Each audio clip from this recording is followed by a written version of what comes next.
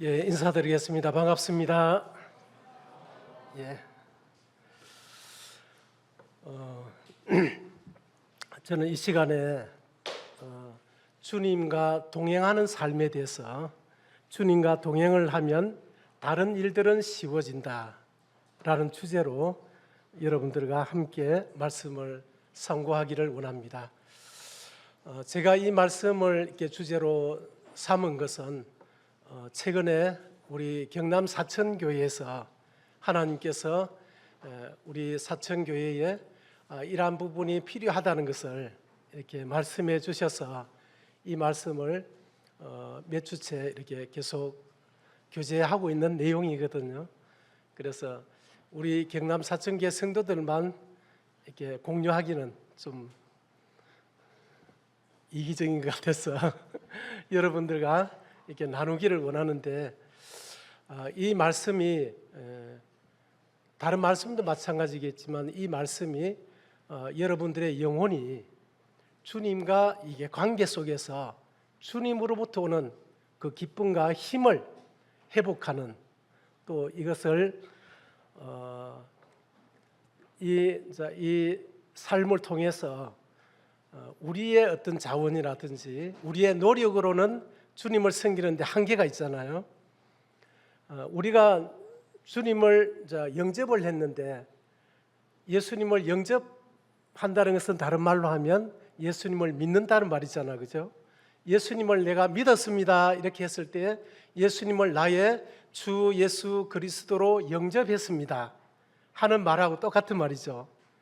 예수님을 내 마음에 주 예수 그리스도로 영접했다면 그분과 이제 함께 살아가야 되잖아요. 근데 제가 이제 이 내용을 그전에도 알고 있었고 또 교회에서 몇 번 교제도 하고 이렇게 했지만은 최근에 하나님께서 이 내용이 얼마나 중요한지를 알게 해주셨어요. 제 자신을 이렇게 가만히 들여다봤을 때에 예수님을 믿고 나서 그 처음 사랑이잖아, 그죠? 처음 사랑을 내가 받았을 때에 그 기쁨은 굉장히 기뻤거든요. 그래서 이 기쁨이 이 정도 올라갔으면 이 기쁨이 막 이렇게 쭉 가더라고. 가더니 시간이 지나면서 이 기쁨이 서서히 이렇게 식어지는 이런 내 자신을 발견하게 된 거예요. 그리고 지금은 구원받은 지가 30년이 넘었는데도 그 기쁨이 이게 계속 성장해 올라가야 되는데, 주님의 사랑이 성장하고 이 기쁨이 성장하고 주님으로부터 오는 이 즐거움, 이것이 계속 성장을 해야 되는데 오히려 이제 점점 식어져가는 이런 제 자신의 모습을 발견하게 되고, 또 우리 형제 자매님들도 이제 저와 별반 다르지 않는 이런 모습들을 보면서 제가 의문을 가지게 됐죠. 주님, 이런 현상이 왜 일어나고 있습니까? 주님이 내 안에 들어오셔서 내가 주님과 동행하는 삶을 살고 있다면 주님의 인격을 점점 닮아갈 것이고, 또 주님의 사랑이 점점 자라갈 것이고, 주님으로부터 오는 그 기쁨과 즐거움이 점점 자라가는 것이 정상인데 오히려 반대로 되어가고 있단 말이에요. 그것은 분명히 무슨 문제가 있구나 하는 것을 이제 저는 느끼게 되면서, 우리 경남 사천교회가 이제 하나님께서 여러 가지 이제 이 단계를 이렇게 거치게 해주셨거든요.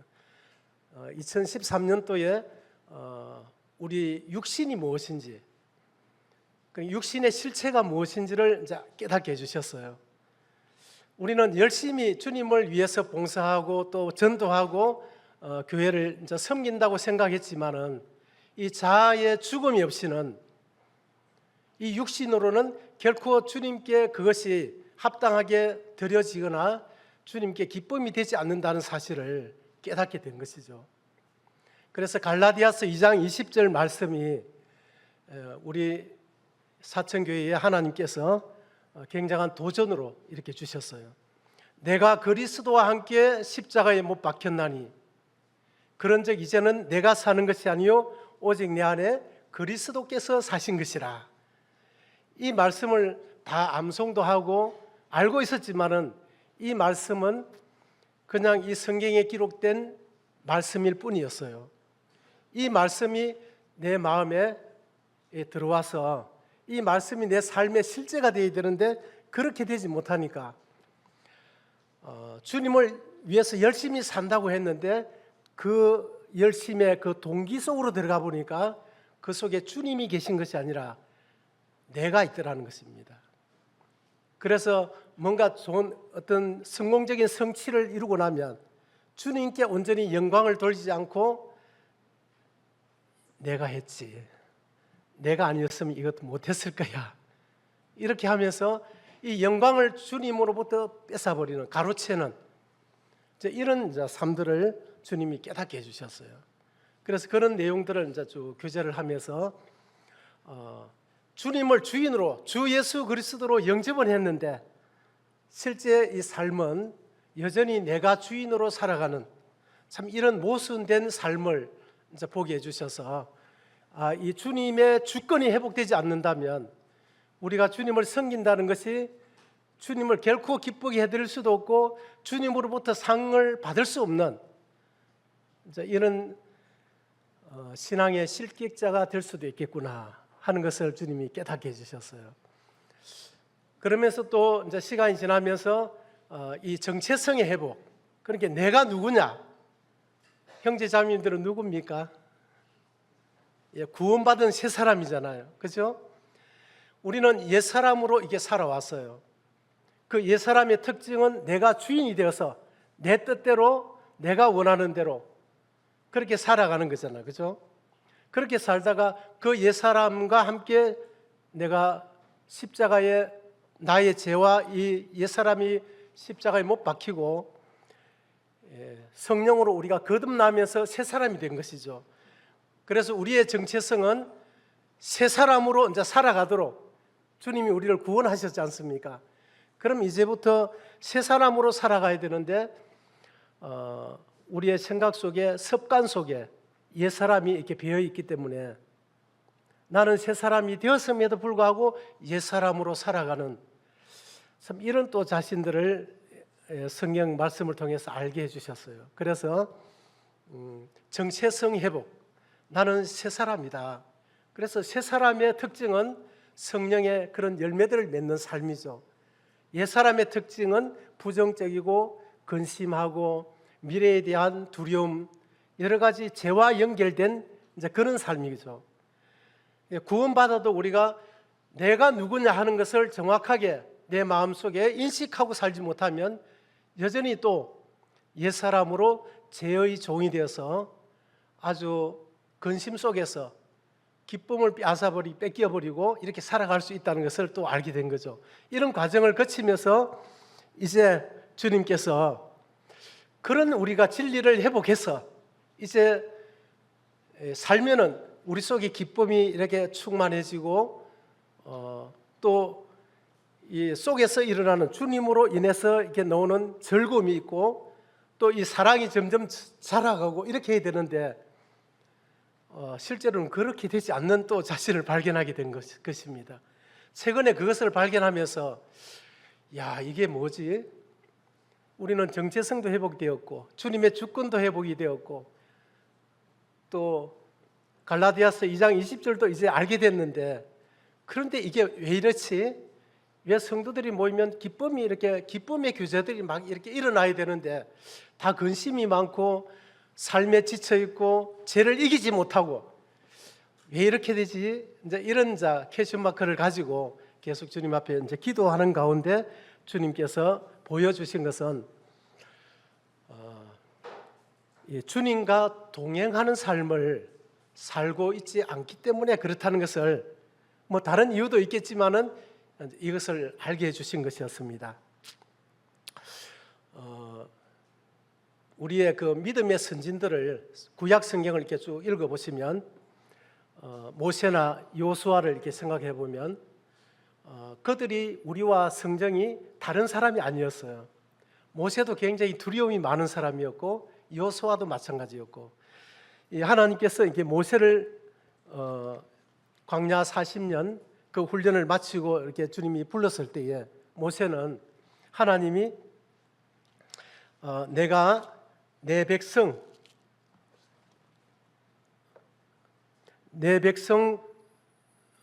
이제 내가 너를 바로에게 보내어 너에게 내 백성 이스라엘 자손을 애굽에서 인도하여 내게 하리라 하는 이 말씀을 들었을 때에 이 모세는 네 하나님 알겠습니다 이렇게 순종했을까요? 40년 동안 광야에서 자아의 죽음을 사실 훈련을 받았거든요.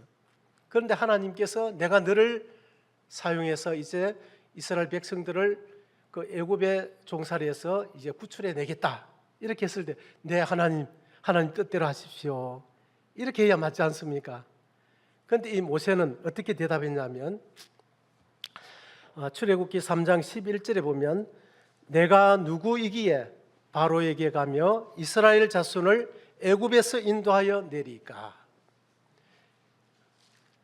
정말 생뚱맞은 그런 얘기를 하고 있는 거예요. 그냥 하나님께 그렇게 훈련을 받았던 이 모세가 하나님의 그 명령을 이렇게 들었을 때에 내 하나님 순종하는 게 아니었어요.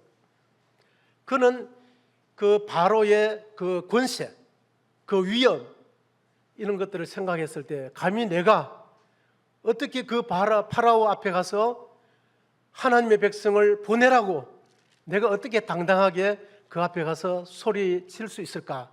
이 생각을 하니까 하나님 내가 누구이기에 바로에게 가겠습니까? 이렇게 얘기를 한 거죠. 이 모습을 봤을 때 이 모세는 우리와 다른 그런 성정을 가진 사람이 아니라는 것을 이렇게 알 수가 있어요. 우리와 똑같은 인간적으로 생각했을 때에 그 당시에 최고의 강대국의 그 왕 앞에 가서 이스라엘 백성들을 종살이에서 이제 내보내십시오 이렇게 어떻게 당돌하게 얘기할 수 있겠어요? 그때 왕의 권위는 곧 법이었습니다. 저놈을 당장 죽여 이렇게 하면 끝나는 거예요. 그냥 왕의 말 한마디에.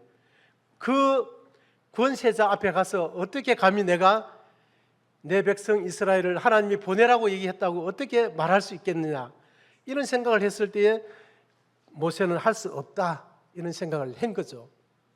그런데 모세가 어떻게 했습니까? 실제로 그렇게 했지 않아요. 바로 앞에 가서 아주 담대하게 내 백성 이스라엘을 광야로 보내서 하나님께 예배를 드리게 해달라고 이렇게 요구를 했습니다. 실제 나중에 그 이스라엘 백성들을 애굽에서 인도해서 이 광야 홍해를 건너서 광야로 이제 데려가는 일을 했잖아, 그죠?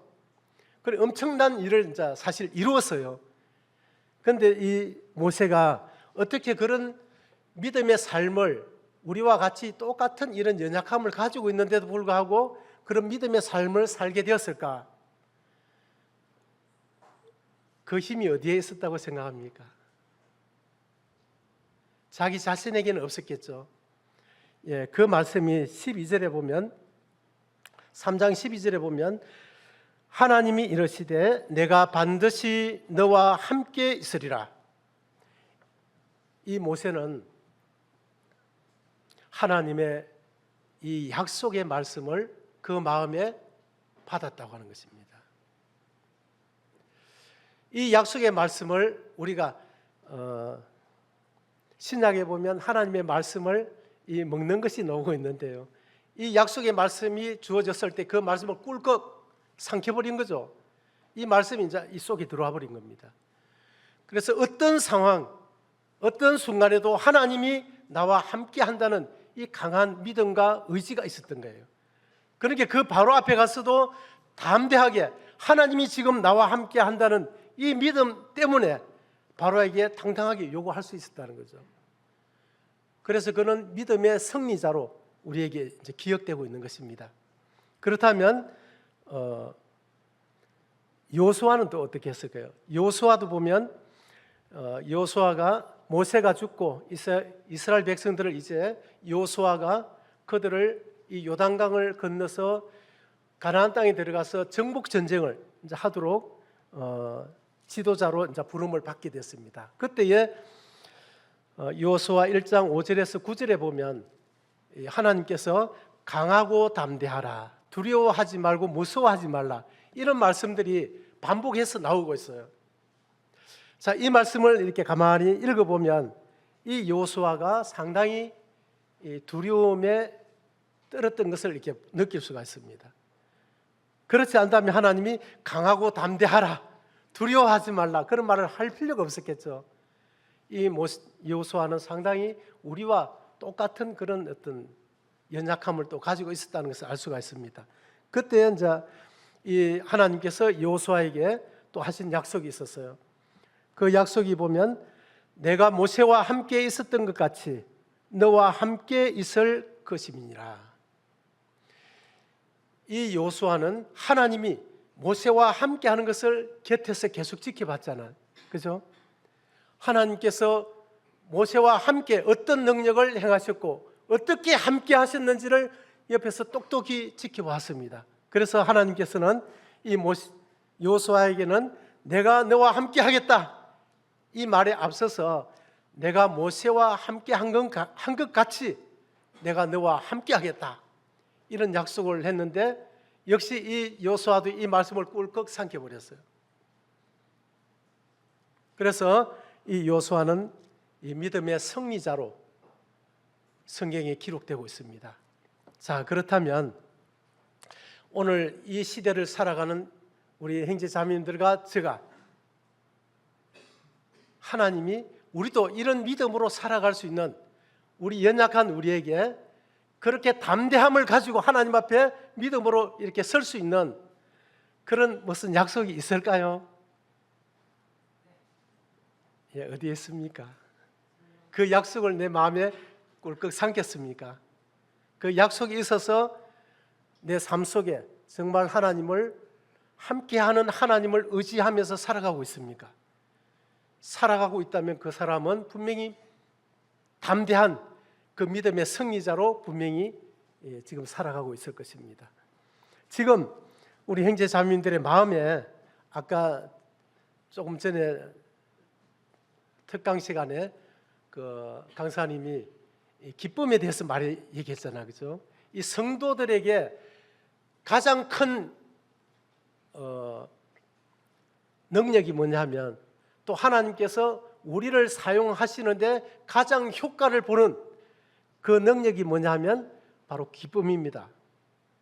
우리가 기뻐할 때에 이 사단은 힘을 다 잃어버리는 거예요. 그냥 우리가 불평하고 불만하고 그냥 낙심하고 주저앉고 그냥 죄에 빠져 있을 때에 사단은 막 그냥 히덕거리는 거죠. 우리를 비웃고 있는 것입니다.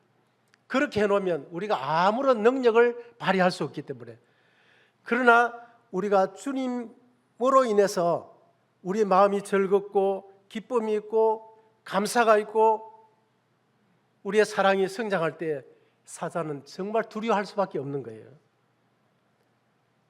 이 세상은 사단이 죄로 인해서 이 세상이 어둡게 된 것이거든요. 죄로 인해서 어두워져 있습니다. 그래서 이 세상은 기쁨이 없습니다.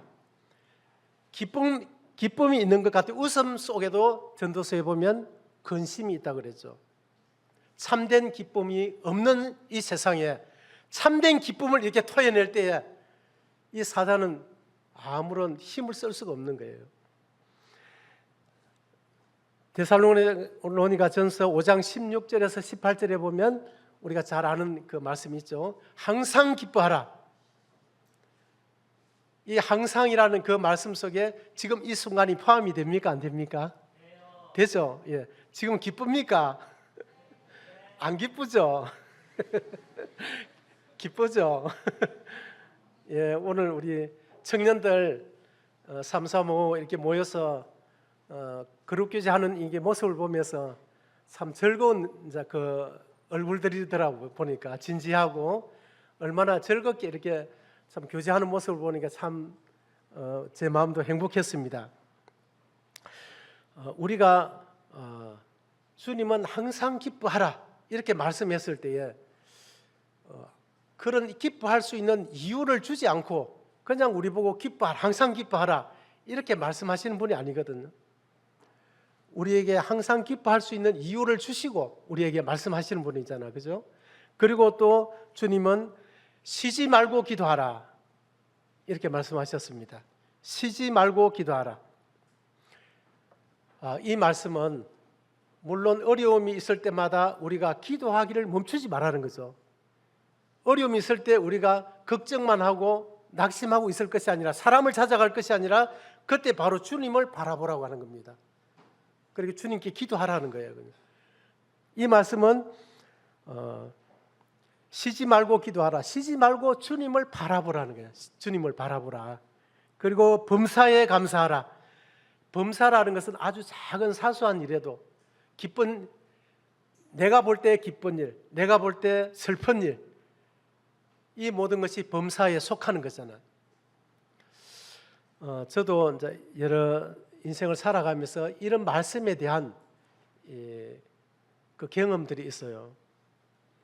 저도 어느 날 제 가족 중에 참 슬픈 일이 하나 닥쳤어요. 그래서 우리 힘으로 당할 수 없는, 해결할 수 없는 이런 슬픈 일이 이제 닥쳤는데, 그때 그 소식을 딱 듣자마자 이 다리에 힘이 풀린다 그러죠. 다리에 힘이 착 풀리는 것을 느꼈거든요.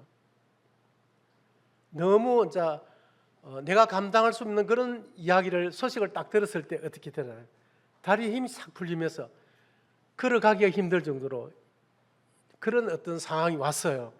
그때 순간에 딱 듣자마자 그런 이제 마음이 있었는데, 다시 내 마음에 범사에 감사하라. 하나님은 모든 것을 합력하여 선을 이룬다 하는 그 말씀이 탁 떠오르는 겁니다. 주님이 그 말씀을 생각나게 해주면서, 지금은 그것이 네 마음의 힘을 잃게 만들고 다리를 풀리게 만들었지만은, 하나님은 그 모든 것을 합력해서 선을 이루실 것이다 하는 그런 믿음이 싹 올라오는 거예요. 그냥. 그런데 다리는 풀렸는데 내 마음은 평안한 것. 저도 그것을 보면서 참 놀랍다. 이 믿음이라는 것이 이렇게 놀라운가. 이런 생각을 하면서 너무 마음이 평안한 겁니다. 평안했는데 그것이 단숨에 해결되질 않았어요.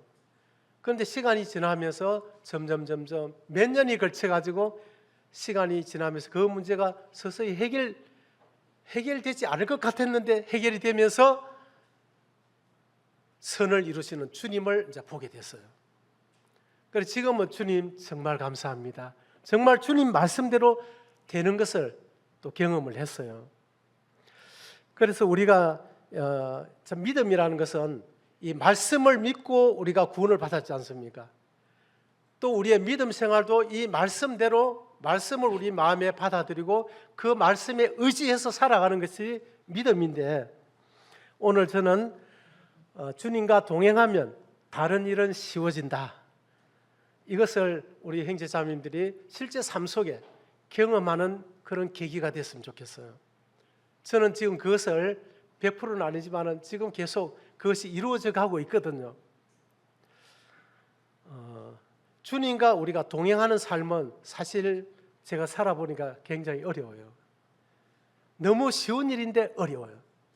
주님이 내 안에 계신다는 거 너무나 분명한 사실이잖아, 그죠? 성령으로 들어오셔서 나와 함께 하시는 게 사실이거든요. 그런데 그 주님이 계시다는 사실을 계속 인식하면서 살아가는 것은 정말 어려워요. 저는 하루에 내가 주님이 내 안에 나와 함께 계신다는 것을 인식하고 사는 그 시간이 얼마나 될까 하는 것을 자꾸 계산을 해봤거든요. 한 30분 정도 여러분은 주님이 내 안에 계시다는 것을 인식하면서 사는, 기억하면서 사는 그 시간이 한 30분 정도 된다면 그 대단한 사람이에요. 몇 초에 몇 초, 한 10초 정도 지나면 이 주님이 또 잊어져 버린다는 겁니다. 그런데 그 시간이 점점 이렇게 늘어날 때에 이 주님이 나와 함께하는 이 사실이 습관이 된다면 어떤 삶이 되겠어요? 그냥 굉장히 놀라운 삶이 일어나는 거죠. 자, 그런데 주님이 이 모세나 여호수아 같은 경우도 주님이 자기와 함께한다는 이 사실을 그는 꿀꺽 삼키고 그 믿음을 의지해서 그런 담대한 그 믿음의 삶을 살았잖아요, 그죠? 그런데 주님이 우리에게도 그런 약속의 말씀들을 성경을 자세히 읽어보면 너무 많아요. 그 모세와 여호수아에게 하나님이 하셨던 그 말씀보다 더 가까운, 더 확신할 수 있는 이런 말씀들이 굉장히 많다는 것을 제가 알게 됐는데요. 우선 마태복음 28장 20절에 보면 이런 말씀이 있습니다. 내가 너희에게 분부한 모든 것을 가르쳐 지키게 하라. 그 다음에 볼지어다. 이 볼지어다 이 말은 보라 이런 뜻입니다. 보라. 한번 봐봐라. 내가 세상 끝날까지 너희와 항상 함께 있는지 없는지를 한번 보라. 주님은 이렇게 말씀하신 것이었거든요. 주님이 얼마나 우리와 함께하는 것에 대한 그 확신을 가지고 얘기하는지를 우리가 느낄 수 있는 겁니다. 한번 봐봐라. 이렇게 주님이 큰 소리를 친 겁니다. 그만큼 확실하게 약속하신 거죠. 세상 끝날까지 너희와 항상 함께 있겠다. 주님은 함께 있겠다고 약속했는데 우리는 그 주님을 의지하지 않는다면, 주님이 나와 함께 하는 것을 의지하지 않는다면 그것은 우리가 종교 생활로 이렇게 내려간 사람이 될 수가 있습니다. 나의 의지나 나의 노력으로 신앙생활을 하는 것이 아닙니다. 주님이 하신 이 약속의 말씀을 내가 믿고 그 믿음으로 우리가 사는 것이잖아요. 그죠? 저는 또 이 말씀을 보면서 굉장히 놀란 적이 있습니다. 데살로니가 전서 5장 10절인데요. 이건 한번 찾아보면 좋겠습니다. 데살로니가 전서 5장 10절. 주님이 우리를 구원하신 그 목적이 많이 있겠지만은 핵심적인 목적이 바로 이 말씀이라고 생각하거든요. 형제자매님들은 주님을 왜 믿었습니까? 주님을 왜 영접하셨습니까? 천국 가기 위해서, 제사함 받기 위해서, 그렇죠? 그런데 이 구원은 우리가 계획한 것이 아니라 하나님 편에서 우리를 위해서 계획하고 제공한 것이잖아요. 그러면 하나님이 우리를 왜 구원하시려고 하셨는지 그것이 그 목적이 더 중요하다는 거예요. 우리의 입장에서는 내가 제사함 받고 천국 가면 그것이 다 이루어진 것처럼 느껴질지 모르지만, 중요하게 느껴질지 모르지만은 실제 그 구원을 계획하신 하나님이 왜 구원을 계획하셨는지 그 목적이 중요하다고 하는 거예요. 데살로니가전서 5장 10절에 보면 예수께서 우리를 위하여 죽으사 우리로 하여금 깨어 있든지 자든지 자기와 함께 살게 하려 하셨느니라. 이 예수님이 우리를 구원하신 그 목적은 우리로 하여금 깨어 있든지 자든지 자기와 함께 살게 하기 위해서. 이 구원이라는 것은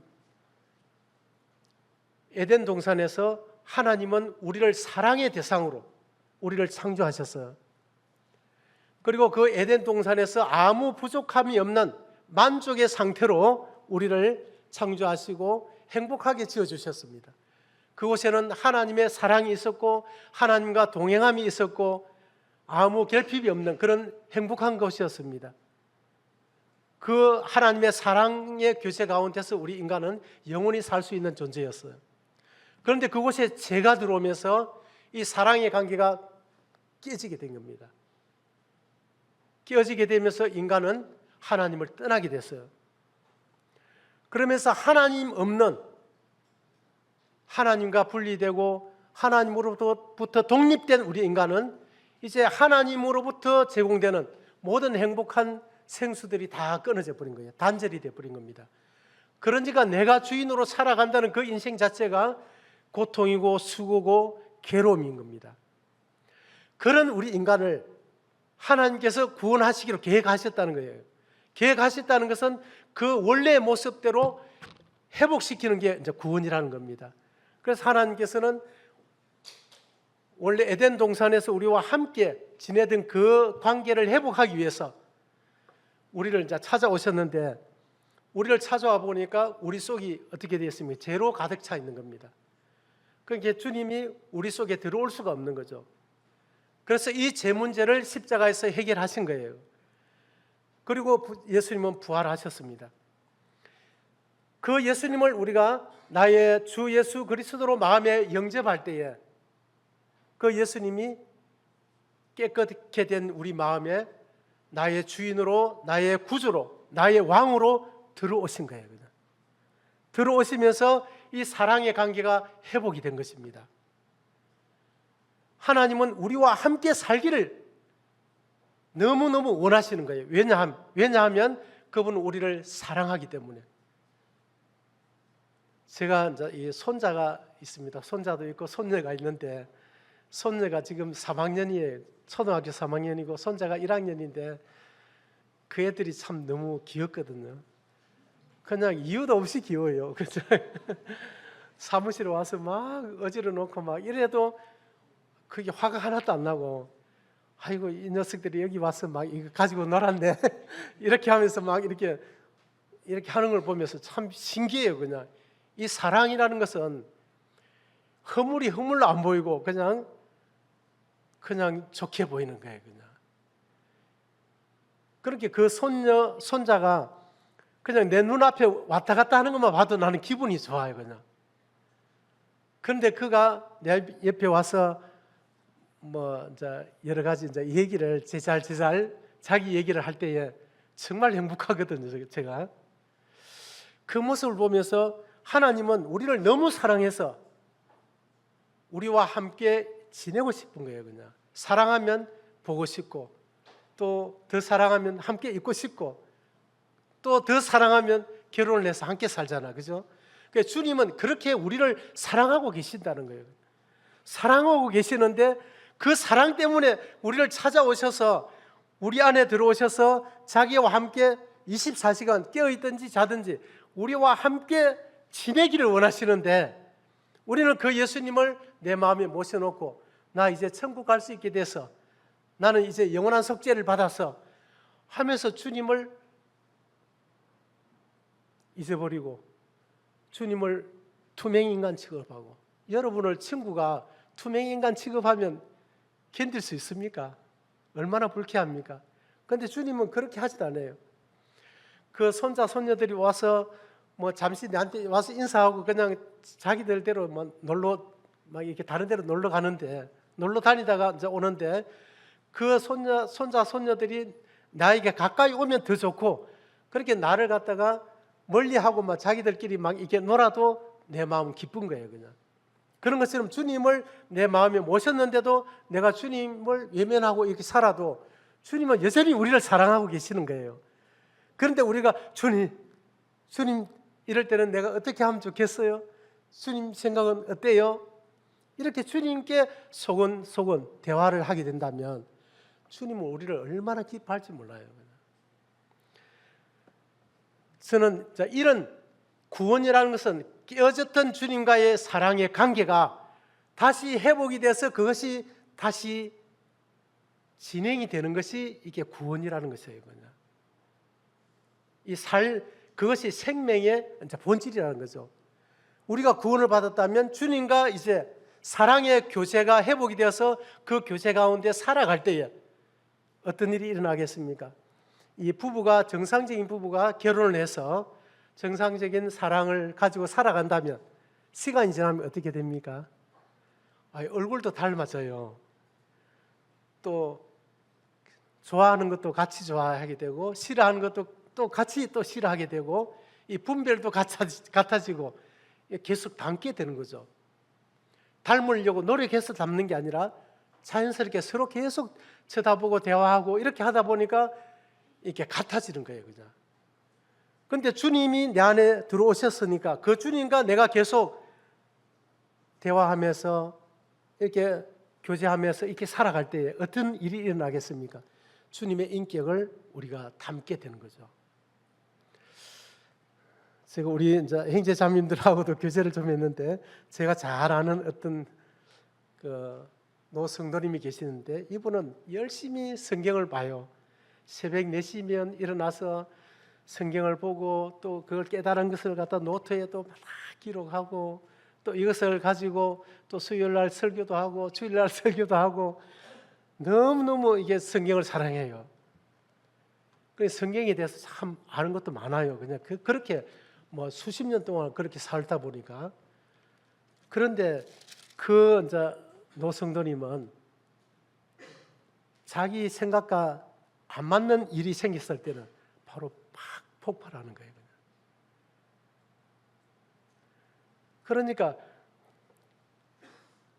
구원받기 전에 그 모습, 구원받아서 몇십 년이 흘렀는데도 그 모습은 똑같아요. 그러니까 그 놀라운 말씀들이 어떻게 되겠어요? 능력이 없어져 버리는 거예요. 그냥 그 모습을 보면서 뭐 다른 것이 다 이게 그냥 무너지는. 왜 그런 일이 일어날까요? 여기 앉아 계신 여러분과 제가 그런 사람이 될 수가 있다는 거예요. 그냥. 인격이 주님과 동행할 때 주님의 인격을 점점 닮아서 더 너그러운 사람이 되고 더 오래 참는 사람이 되고 더 포용하는 사람이 되고 더 용서하는 사람이 돼야 되잖아. 그런데 구원받은 지 20년, 30년이 지나가는데도 구원받기 전이나 여기는 똑같이 그냥 자기 마음에 안 들면 버럭 해버리고, 그걸 보고 예수님 믿으십시오 그러면 뭐라 하겠어요? 당신이나 잘 믿으십시오. 정말 이런 일이 우리에게도 일어날 수 있다는 겁니다. 그러니까 주님과 동행을 오래 하게 되면 부부가 닮는 것처럼 우리가 주님을 닮게 되고 주님의 사랑이 점점 자라게 되어 있어요. 그리고 주님으로부터 오는 기쁨과 즐거움, 이런 것이 점점 가만히 있어도 그 안에 주님이 나와 함께 있다는 이 사실이 항상 기뻐할 수 있는 이유예요. 그리고 범사에 감사할 수 있는 이유고,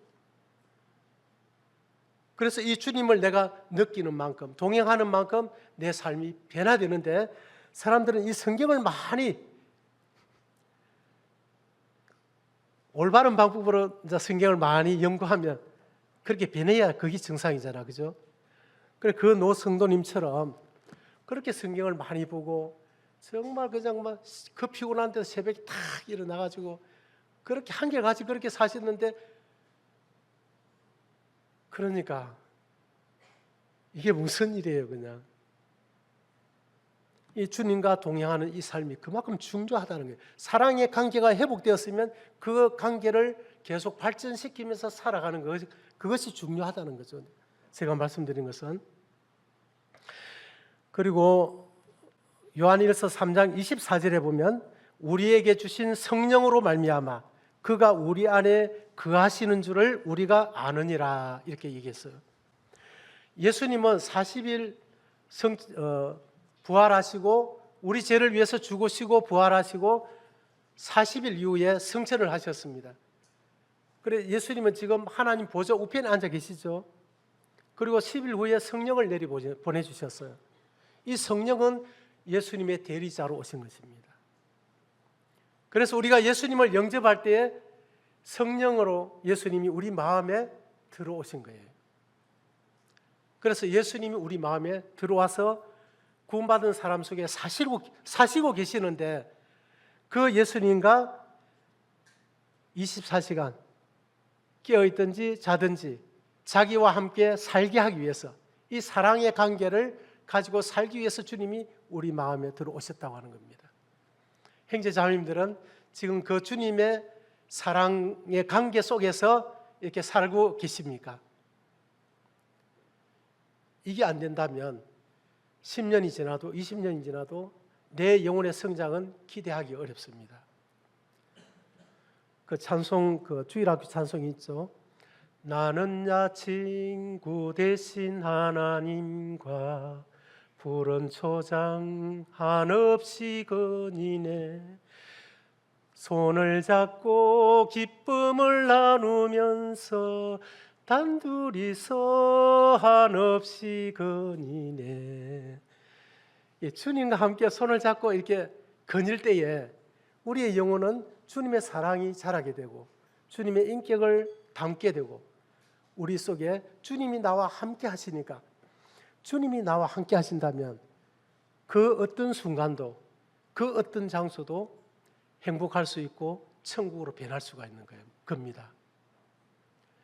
내 마음이 행복하지 않고 내 마음이 이 자리가 천국이 아니라면 주님의 통치를 받는 그곳이 하나님의 나라라고 알고 계시죠? 이 하나님의 나라라고 하는 것은 다른 말로 천국을 말하고 있습니다. 내 마음에 천국이 이루어지지 않는 사람은 죽어서 가는 천국도 갈 수가 없습니다. 내 마음에 주님의 통치가 이루어진다면 그곳이 바로 천국이에요. 그래서 우리는 완성된 그 하늘나라, 죽어서 가는 그 천국에서 우리가 이 천국을 누릴 것이지만은 이 땅에서도 주님의 통치를 우리가 완전히 복종함으로써, 받아들임으로써 이 땅에서도 그 천국을 누리면서 살아갈 수가 있어요. 그것은 이제 믿음으로만 가능하다는 것입니다.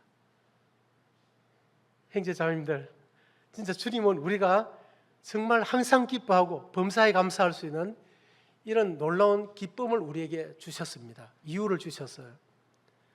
그것을 우리가 왜 사단에게, 이 육신에게 왜 빼앗기고 죄의 종이 되어서, 사단의 그 종이 되어서 우리가 그것을 잃어버리고 구원받지 않는 사람처럼 근심 속에서, 미래에 대한 두려움 속에서, 걱정 속에서 이렇게 살아가겠습니까? 그럴 필요가 전혀 없다고 하는 겁니다. 제가 너무 그냥 도전하는지 모르겠는데 제가 이 이야기를 할 때 그동안 내가 사단에게 속았다, 이 육신에게 속았다는 생각을 하니까 굉장히 억울한 마음이 있어서 거기에 대한 이게 뭐랄까 열정이 막 일어나는 것 같아요. 그 반발에 대한. 정말 우리 형제자매님들이 이번 이 시간을 통해서 충분하지는 않지만은 현실을 정확하게 내가 깨달았을 때에, 그때에 이 반동으로 그 계획이 일어날 수 있는 거잖아요. 자기 자신에 대한 이 부정이 일어나지 않는 사람은 결코 발전이 일어나지 않습니다. 아, 내가 지금까지 주님과 사랑의 이 관계를 놓치고 있었구나, 큰 문제 가운데 내가 빠져 있었구나, 이것을 깨닫게 된다면 이것을 회복하는 쪽으로 강하게 우리가 열정이 일어나게 된다고 하는 겁니다.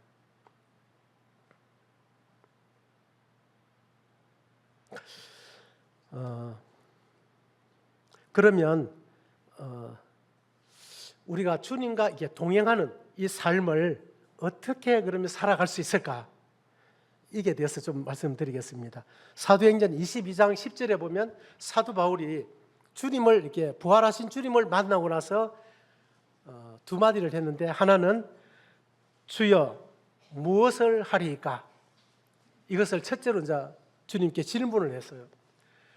그가 주님을 이제 만나고 나니까 주님 무엇을 하리이까? 이렇게 질문을 하게 됐는데, 그 다윗의 그 삶을 이렇게 우리가 살펴보면 다윗은 항상 하나님께 묻는 그런 사람이잖아, 그죠?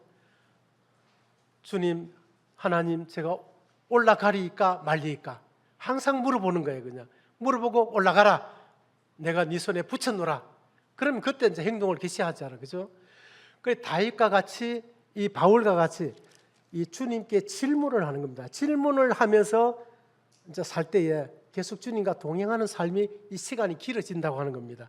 그러면 어떤 질문을 하느냐? 주님, 제가 무슨 말을 하리이까? 또 주님, 이 순간에 내가 어떤 행동을 하리이까? 주님께 계속 물어보는 겁니다. 왜냐하면 진짜 주님이 내 안에 계시고 예수님이 진짜 나를 사랑하고 나를 기뻐하는 왕이라면 내가 할 수 없는 거, 그 주님께 묻는 것이 얼마나 자연스러운 거잖아요, 그죠? 예를 들면 이런 것 같습니다. 제가 우리 집에 이제 화장실이 있는데, 화장실을 이제 이렇게 문을 수리를 했어요. 완전 새 문을 이렇게 딱 달아놓으니까 이 틈이 하나도 없어요.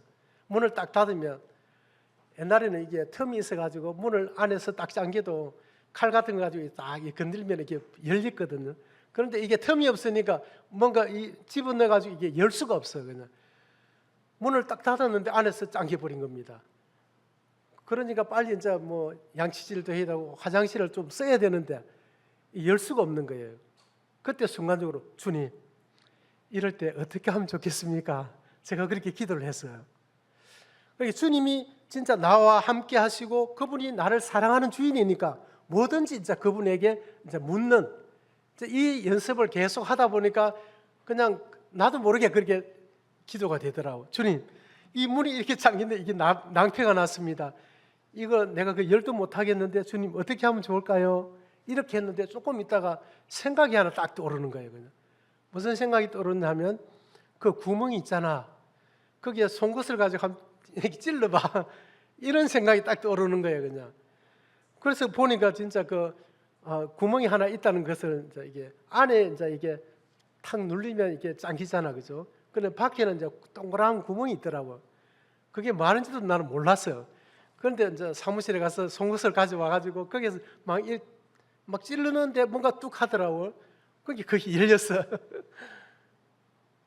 예를 들면 사소한 일에도 주님께 물으라는 거예요, 그냥. 왜냐하면 주님이 나를 정말 사랑하는 주인이기 때문에 그렇게 해서 주님과 계속 동행하면서 주님을 체험하라는 것입니다. 주님은 우리를 인도할 때에 기록된 하나님의 말씀을 생각나게 하거든요. 또 이런 생각을 또 주시는 분입니다. 내 법을 저희 생각에 기록하리라 또 이렇게 말씀하셨잖아요, 그죠? 생각을 통해서 우리를 또 인도해 주시거든. 또 마음을 인도하신다는 말씀이 있어요. 데살로니가후서 3장 5절에도 보면 주께서 너희 마음을 인도하여라는 말씀이 있습니다. 그래서 세 가지로 주님은 말씀으로, 우리의 생각으로, 또 우리의 마음을 가지고 우리를 인도해 주신다고 하는 거예요. 그러니까 주님을 경험하면서 살아가라고 하는 거죠. 그냥 주님 따로 나는 천국 갈 수 있는 준비가 됐어. 그래서 나는 이제 내가 알아서 주님을 기쁘시게 해드리면서 전도도 하고 교회도 잘 다니고 성경도 읽고 이렇게 해야지, 이게 아니라고 하는 것입니다. 주님과 독립해서 살아가는 것은 죄입니다. 죄가 뭐냐? 하나님으로부터 독립하는 것이 죄거든요.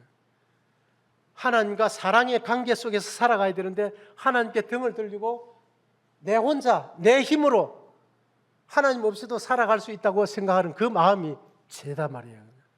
그래서 주님을 내 마음에 모셔놓고도 주님 없어도 내가 알아서 살 수 있어요, 이게 아니라고 하는 겁니다. 그래서 주님은 나를 정말 사랑하시는 분이다. 그런데 또 이게 마귀가 주는 생각이 있고 또 성령이 주시는 생각이 있거든요. 마귀가 주는 생각을 따라가면 안 되겠죠, 그죠? 예수를 팔려는 생각을 마귀가 딱 줬을 때 유다가 어떻게 했습니까? 그 생각을 따라갔잖아.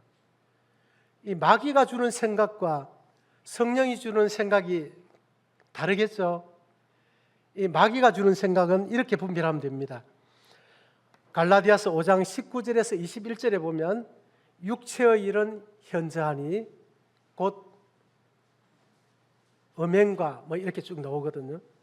그래서 이 육체의 일은 타락한 육신으로부터 일어나는 부정적이고 죄와 관련된 것입니다. 뭐 염려가 되고 낙심이 되고 또 뭐 뭔가 이 죄와 관련돼서 분노가 일어나고 시기가 일어나고 이런 것들은 다 이 육신, 타락한 육신에서 오는 생각이기 때문에 이런 생각은 과감하게 끊어야 되는 거예요. 정지. 너는 아니야. 이게 정지하는 겁니다. 그리고 이 성령으로 오는 생각은 성령의 열매가 9가지죠. 사희, 화오, 자양, 충온절, 이렇게 앞자만 이렇게 땀이 이렇게 되는데 사랑, 희락, 화평, 오래 참음, 자비, 양성, 충성, 온유, 절제, 이런 것과 관련된 생각이 오는 것은 그것은 이제 성령의 생각입니다. 그건 우리가 그냥 순종을 하면 되는 거예요. 우리가 해야 될 것은 끊임없이 마음으로 주님과 대화하면서 주님의 뜻이 이제 이렇게 분별이 되었을 때는 바로 순종하는 거예요. 그냥 순종할 때에 성령의 열매가 일어나고 주님의 뜻이 이루어지는 것입니다.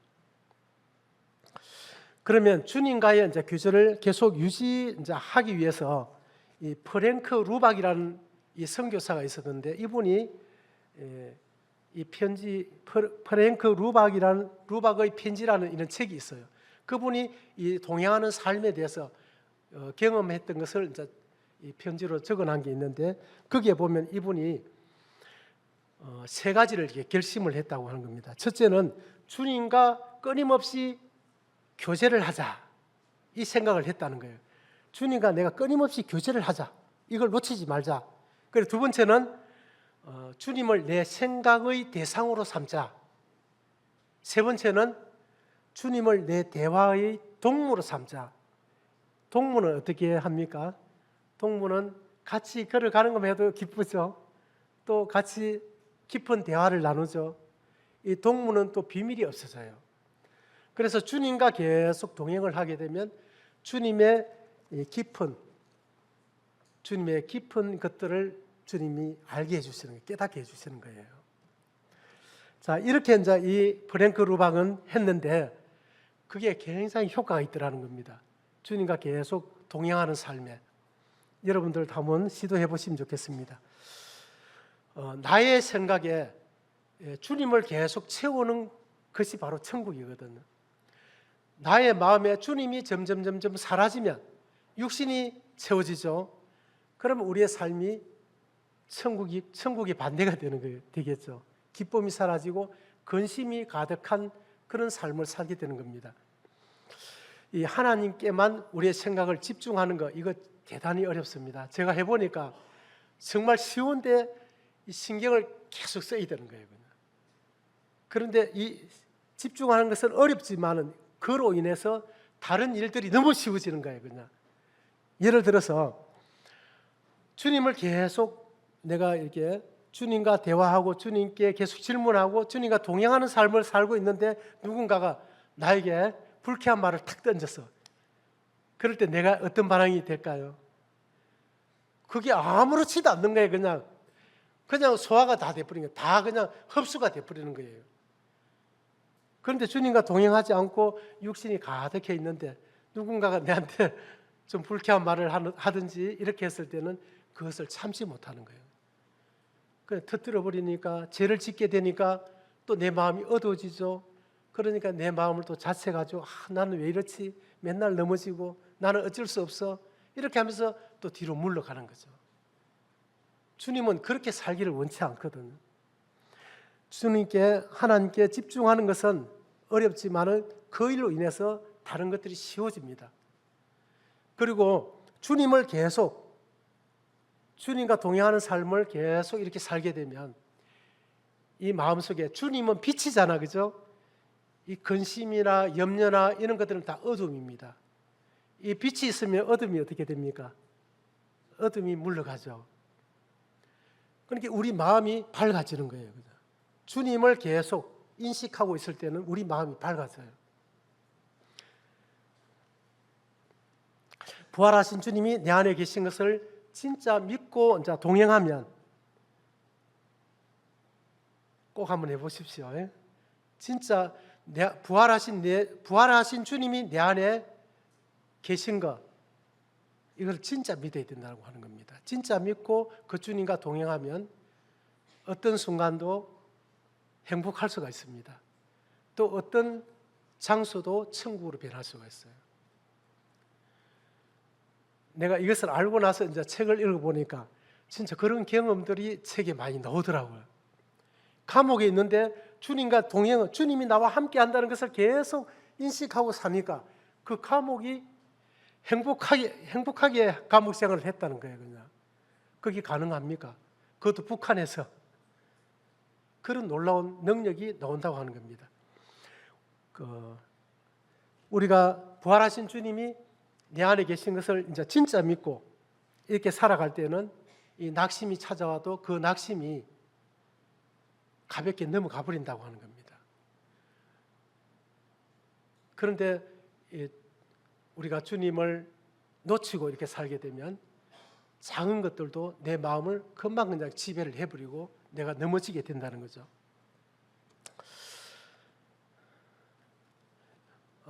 저도 이렇게 쭉 실제 이 삶을 계속 제가 이제 실험적으로 이렇게 시도를 하고 있는데 지금 이 순간도 주님 지금 내 안에 함께 계시고 이 말씀을 전하는데도 주님이 함께 하심을 제가 믿습니다. 주님의 뜻대로 인도해 주십시오. 이런 자 마음을 가지고 이렇게 하는데 그 생각을 놓쳐버리면 그만 주님이 그냥 빠져나가 버려요. 내 생각 속에서. 그러니까 이것이 굉장히 어려운데 이것을 계속 우리의 육신, 우리가 타락한 육신으로 우리가 살아가는 것이 우리 노력으로 이렇게 만들어내는 게 아니잖아요. 이것이 오랜 습관을 통해서 이게 나한테 습관이 되다 보니까 이 타락한 육신으로 반응하는 것은 나에게 굉장히 자연스러워요. 그죠? 누군가가 나한테 뭐 자존심 상하는 그런 얘기를 했을 때 그 반응하고 받아치는 게 일부러 그렇게 뭐 만드는 게 아니라 그냥 반사적으로 나오잖아. 그죠?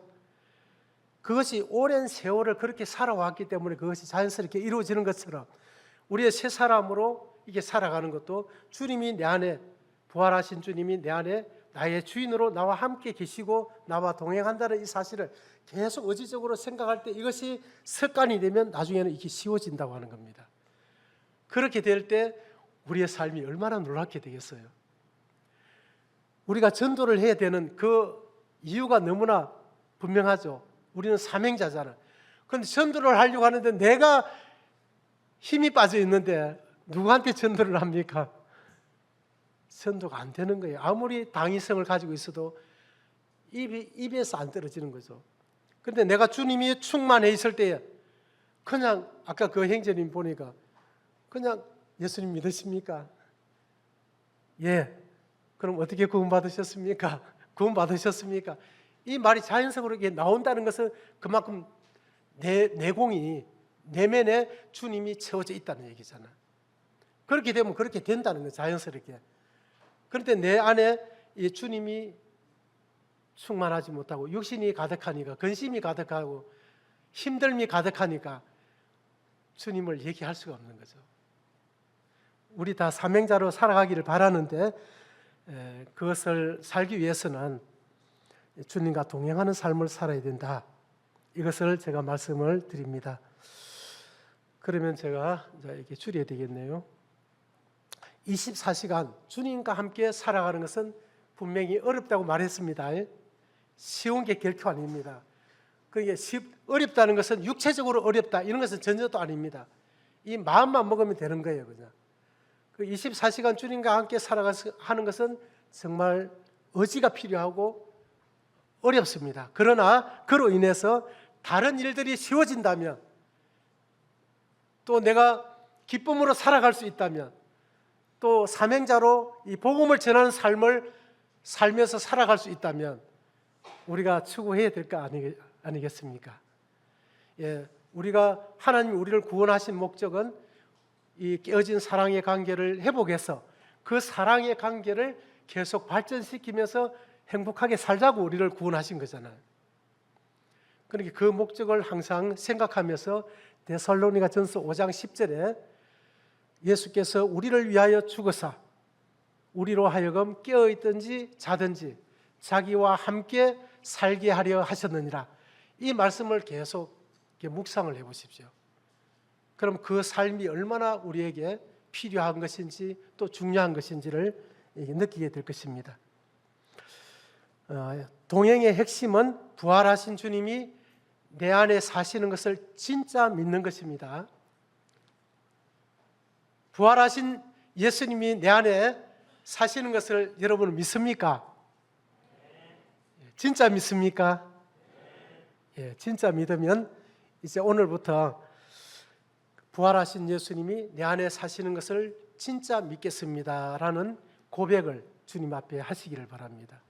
그리고 한 가지, 두 번째는 이 부활하신 주님과 동행하는 삶을 살겠습니다. 주님 도와주십시오. 이 두 가지를 꼭 여러분들이 주님 앞에 고백하시고 한번 시도해 보십시오. 그래서 여러분들이 30대가 되고 40대가 돼서 이것을 계속 진행한다면, 그걸 추구하고 한다면 주님은 여러분들을 통해서 엄청난 일을 하실 것입니다. 에녹은 300년 동안 그렇게 살았어요. 그것이 창세기에 다 기록되어 있잖아요. 에녹은 300년 동안 하나님과 동행하는 삶을 살았다고. 여러분들도